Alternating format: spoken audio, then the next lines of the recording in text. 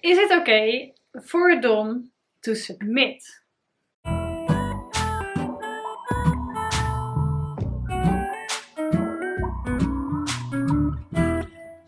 Fantastic question.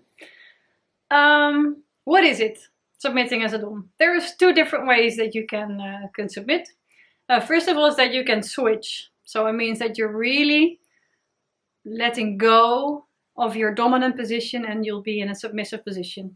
It doesn't have to be with the same person. For some people, it doesn't work with the same person. I don't think I could dominate my master. I don't think that would be possible. So for me, it's separate. For him, I think it's the same. For other people, it might be. My friends, they're both dominant, so they submit to each other once in a while, and I can imagine why. So for them, it's okay. So then they're really stepping out. When I dominate, I step out of my submissive role, and I am dominant. And the same goes for my master. So I don't think he's doing that. But for most dominants, if you're submitting to someone and you really switch, it means you're stepping out of your dominant position and you're getting into a submissive position. That's the first way that you can do it. There's another way. There is a possibility to submit in your relationship, and that I think might be possible with us. It's just what happens is it's not really that you submit, but you do submissive acts. And there's a difference. Let me give you an example just to make it clear.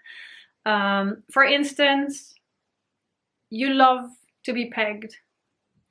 Some dominants are masochists. They love to be spanked or they love to be whipped. It's totally okay to have a whipping scene, to tell your submissive to whip you. And you can still keep the control. You can tell them, harder, softer, do it like this. This way you're just experiencing the masochism part. You're not experiencing the submission into it. You're not surrendering into somebody else's power. You're not transferring your authority. You keep the authority. So there are two different ways. And the main message of this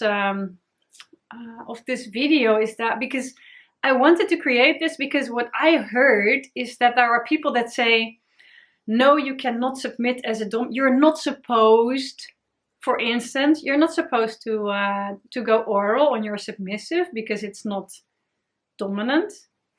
Or you can't fuck her pussy because it's not dominant. You should just fuck her ass. It's all not true.